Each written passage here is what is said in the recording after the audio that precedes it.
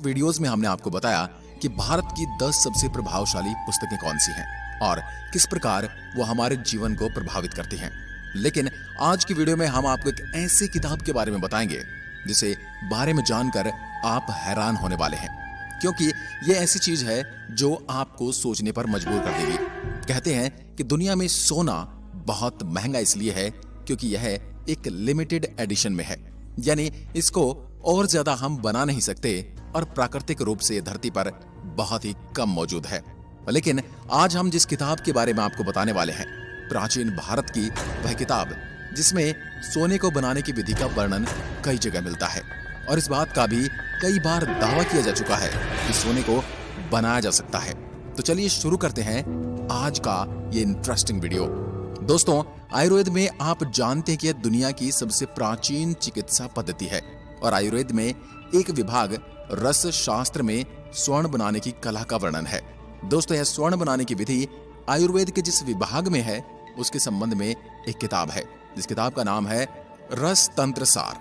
वह सिद्ध प्रयोग संग्रह और इस किताब के रचयिता हैं आचार्य नागार्जुन। आचार्य नागार्जुन ने इस किताब में वर्णित किया है कि हम किस प्रकार पारे यानी मरकरी को सोने में बदल सकते हैं। प्राचीन भारत के विदर्भ देश यानी वर्तमान भारत के महाराष्ट्र और नागपुर को कहा जाता है। यहाँ पर एक प्राचीन नगर था और उस नगर में एक बड़े ही धनवान ब्राह्मण निवास करते थे जिनकी कोई संतान नहीं थी। एक दिन उस ब्राह्मण को यह स्वप्न आया कि यदि उसने 100 ब्राह्मणों को भोजन करवाया और दान दिया तो ब्राह्मणों को दक्षिणा दी तो उसे एक पुत्र रत्न की प्राप्ति होगी। अगले ही दिन उस ब्राह्मण ने 100 ब्राह्मणों को भोजन करवाया और उन्हें बहुत दान दक्षिणा दी और उसके 10 महीने के बाद ही उस ब्राह्मण को पुत्र की प्राप्ति हुई। ब्राह्मण ने सारे ज्योतिषियों को बुलवाया और कहा कि मेरे पुत्र का भविष्य देखो। सभी ज्योतिषियों ने कहा कि इस बालक का भविष्य बड़ा ही उज्जवल है, लेकिन यह बालक 7 दिन से ज्यादा जीवित नहीं रहेगा। जब उस ब्राह्मण ने ज्योतिषियों से इसका निवारण का उपाय पूछा, ज्योतिषी ने बताया कि यदि आप सिद्ध पुरुषों, ब्राह्मणों और जरूरतमंदों को बुलाकर उनको दान दक्षिणा करें, उनका आदर सत्कार करें, तो इस बालक की आयु बढ़ सकती है। ज्योतिषियों के अनुसार उस ब्राह्मण ने वैसा ही किया और उस बालक का जीवन 7 वर्ष तक बढ़ गया। लेकिन अभी भी ज्योतिषियों ने कहा कि यह बच्चा सिर्फ 7 वर्ष ही जीने वाला है। वह ब्राह्मण अपने बालक को मरता हुआ नहीं देख सकता था, इसलिए उसने अपने आदमियों के साथ उस बालक को जंगल में भेज दिया। उस जंगल में उस बालक को एक दिन ब्राह्मण का रूप धारण करे हुए बोधिसत्व अवलोकित ईश्वर के दर्शन हुए और उस बालक को नालंदा विश्वविद्यालय ले गए और उस बालक के वहीं पर रहने और खाने की व्यवस्था कर दी गई। उन्होंने उस बालक से कहा, तुम जब तक चाहो यहाँ रह सकते हो। उस समय नालंदा विश्वविद्यालय के प्रधान आचार्य थे आचार्य शरद। उस बच्चे का नाम नागार्जुन रखा गया। आचार्य ने अपनी देखरेख में उसकी शिक्षा का कार्य संभाला। फिर एक समय ऐसा आया जब नालंदा और उसके पास के क्षेत्र में बरसात नहीं हुई और वहां सूखा पड़ गया। इसके कारण लोगों को फसल नहीं मिली। लोगों को कठिनाइयों का सामना करना पड़ रहा था। आचार्य शरद के सामने बहुत ही गंभीर समस्या आ गई थी। गरीब लोगों के पास अनाज नहीं था, उनका धन भी खत्म हो रहा था।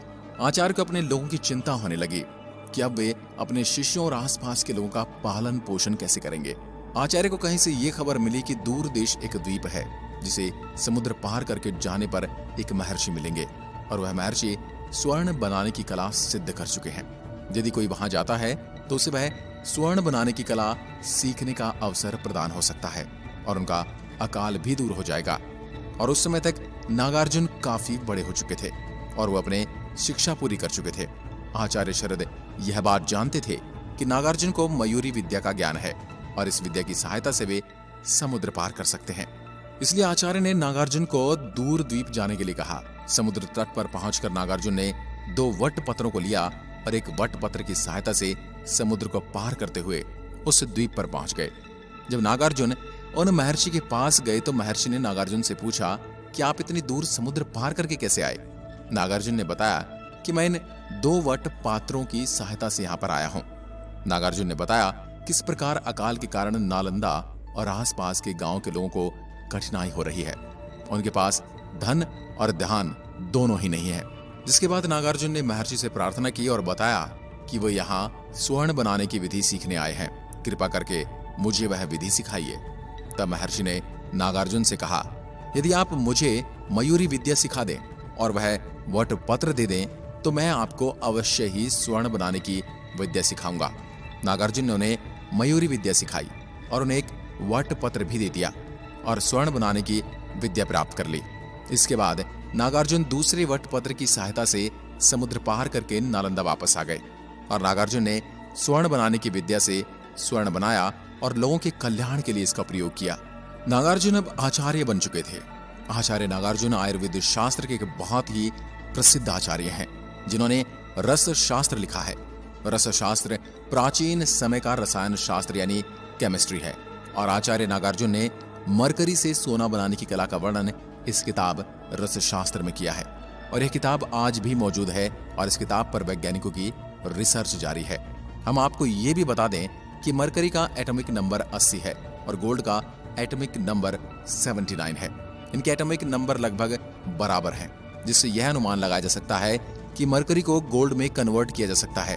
तो दोस्तों, ये थी कहानी सोना बनाने की। इस प्रकार आचार्य नागार्जुन ने सोना बनाने की विद्या प्राप्त की और इसका वर्णन भी उन्होंने अपनी किताब में लिखित रूप में लिया है। दोस्तों, आपको ये वीडियो कैसी लगी? क्या आप भी मानते हैं कि यदि हम पुराने धर्म ग्रंथों और पुरानी पांडुलिपियों का अध्ययन करें तो हम विज्ञान को और भी आगे ले जा सकते हैं और आम जन के जीवन को और भी सुखद बना सकते हैं? इसके बारे में लिखकर जरूर बताएं। एक बार फिर मिलते हैं एक और ऐसे ही दिलचस्प वीडियो के साथ। तब तक के लिए नमस्कार। जय